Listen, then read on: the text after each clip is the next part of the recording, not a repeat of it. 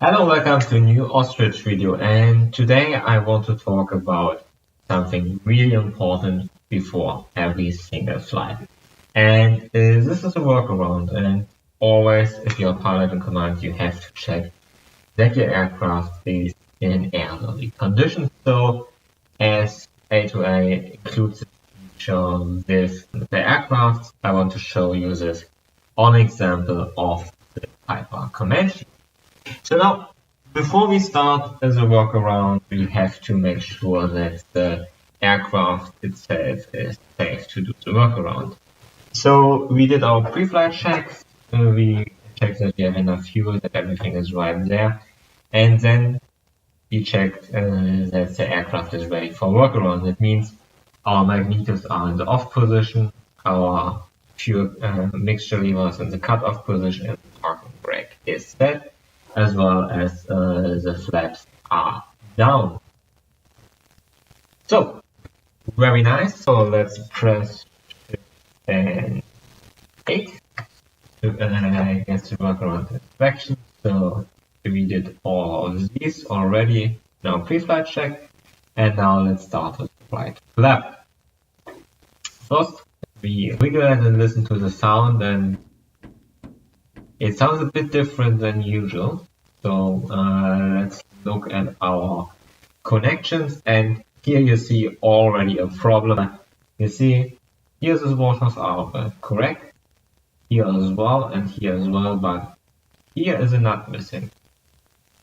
So our flap is damaged, and this nut is missing, and if we don't do the workaround, if we don't do the checks correctly, that can be a problem, because this screw is loose and now it can fall out and our flap can fall out, so we have to repair it. So let's go to the maintenance hangar, and you see flap is a yellow mark, so we click on there and it's repaired. Very nice. And you see now the bolt is back, everything looks nice now. Let's close this. And yes, you hear the flap sounds differently. Let's go again. Again, here checks that all the connections are correct. So all the nuts and bolts are in place. Everything is nice here. Then we check our wing tanks. So we check that it's full, or that we have the fuel level we are expecting. In our case, it's full, and that's correct. And here we should look for contamination of the fuel with water. So for example, if condensation water forms into the tank and can set down in the fuel, we'll get, of course, problems when the water is injected to the engine instead of the fuel. So we drain a bit of the fuel, and if there's water, we would see that a thin whitish line on the bottom, and here you can see a picture how this would look like. So let's go to the next step. We inspect the leading edge, and we inspect that our lights are okay. I also had once the case that the light was broken. Things happen, and A2A simulations generates some of them randomly. Some of them are generated by you treating the aircraft badly, and some of them are created randomly. We check this, everything's nice here. Then you have another part of the leading edge, and you can remove the tie downs and wheel shocks. Then we check the fuel in the main tanks. You see it's not completely full, but it's still much more than we need for the flight we have planned. Again, we check the fuel for contaminations, but everything is right here as well. Then we inspect our propeller, and be careful with this. Always treat the propeller as a live one, even if you have the magneto switched off, fuel is cut off. But if the magneto is faulty, there's a potential that the engine starts when you turn the propeller. So be careful, but inspect it carefully as well. Then we look for our air inlets and remove everything that might be in. Then we check the oil.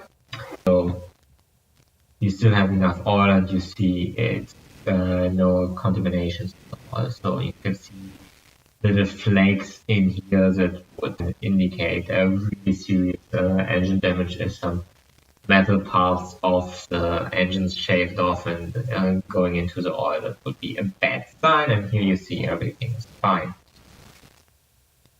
Then we check our fuel tank. Again, it's nice and full. We could inspect the leading edge, remove the tie downs and wheel shock, what we already did. Then we check our stall warning vane and we check our computer tube. In this case, it's switched off, so it's cold, but I checked it before it's working, and if it's working properly, it shows the same in red. So, but this is checked already, so everything is fine here as well. Then we inspect the light and the leading edge, everything is nice here.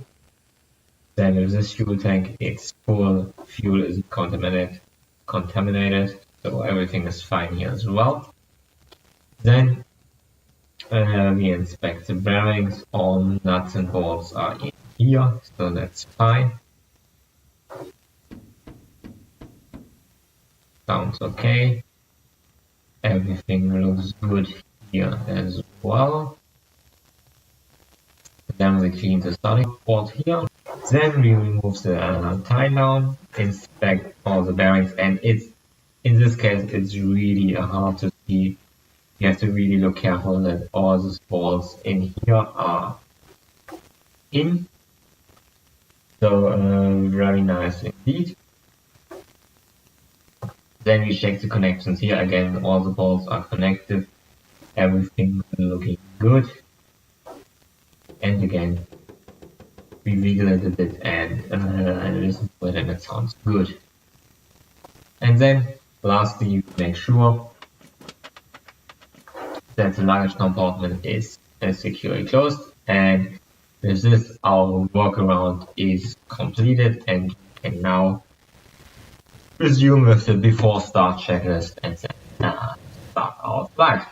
So I hope you found this video interesting, and I hope it was a bit spontaneous because I saw in the workaround that I had flap issue, but I thought like it's a good opportunity to now make this video and show you how important the workaround is, and before every single flight to make sure that your aircraft is in good flying order.